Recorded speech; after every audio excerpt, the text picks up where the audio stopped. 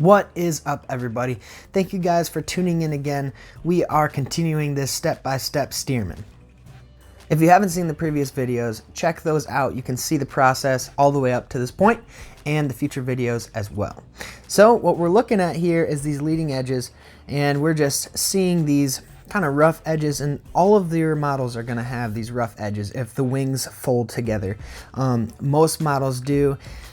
And really any joint is going to have a little bit of problems where you snip it off the sprue and other areas too.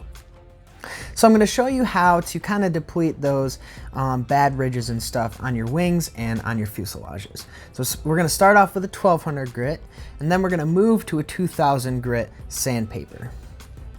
Then we're going to use the 3000 grit sanding sponge. So you can find this stuff at literally any hardware store or Lowe's or Home Depot, but you just cut it off in little squares like that and then sand your airplane. Basically, you just want a nice etched surface, and this stuff doesn't like scratch your airplane way too much. I found the 1200 to be like very forgiving. And then the 2000 is just gonna sand out and kind of smooth out that 1200 grit, because the 1200 grit cuts the plastic just a little bit more than that 2000 grit. And then move to the 3000 sanding sponge. And this is kind of interesting. When I bought it, I didn't know. I thought it came in sheets, but it is basically just a sponge. It's for a lighter touch on your airplane, and it works really good for even dusting your airplane if you grab a new piece. And basically, I'm just very lightly going around all the surfaces. You don't have to apply a lot of pressure in this process. So this is perfect plastic putty. Now this is what I use on every single one of my models because it is so easy. If you do not have this, you have to get this for your models. It's so nice to use. If you've been using the sandable putties that Tamiya has or any other model company has, that's any type of like enamel or lacquer based type of putty, you will be in heaven once you get this stuff. I will say this, it is literally just as hard to sand this as it is to sand the green putty for Tamiya. I mean, the stuff dries rock hard. It doesn't crack, it doesn't shrink, it dries rock hard, and literally you can wipe away this with water. That's the best part about this. You can put this on your model, take a little wet sponge, wipe it down, and then your gap is filled and it completely dries hard. There's no problems with it whatsoever. So it is literally the best product that you could ever use on one of your models for gaps and things like that.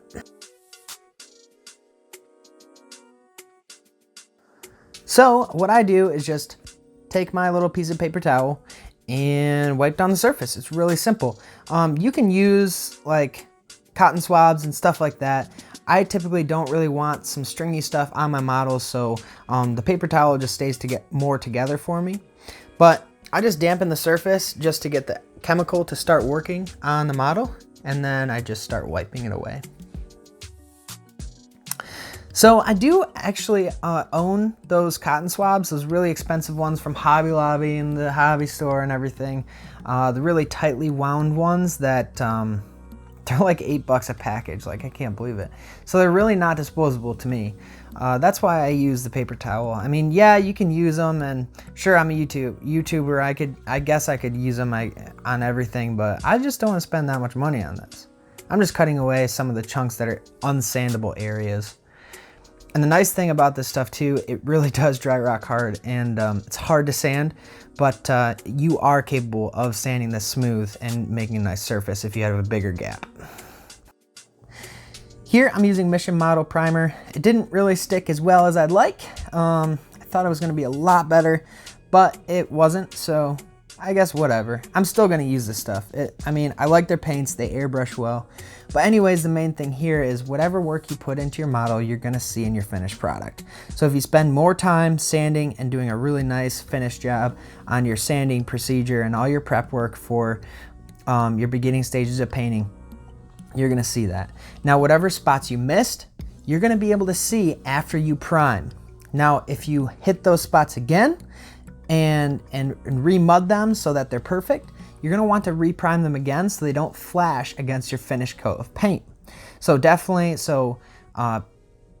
mud, prime, check all of your areas, check all of your gaps and seams, see if you miss anything, and then you're gonna want to then reprime the area to the places that you have addressed, and do, like, you know, a couple coats of primer. It doesn't hurt it whatsoever.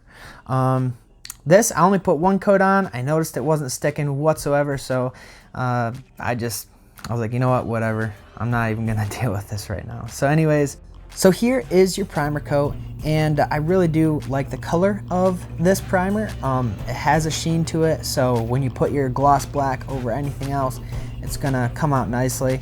But I'm just pointing out some noticeable areas that really some boogers happen, and you know, that stuff happens with your models. And so we're gonna jump to the next part of this segment, into the next video, about prepping for paint. So thank you guys again for watching. Let's get back to building.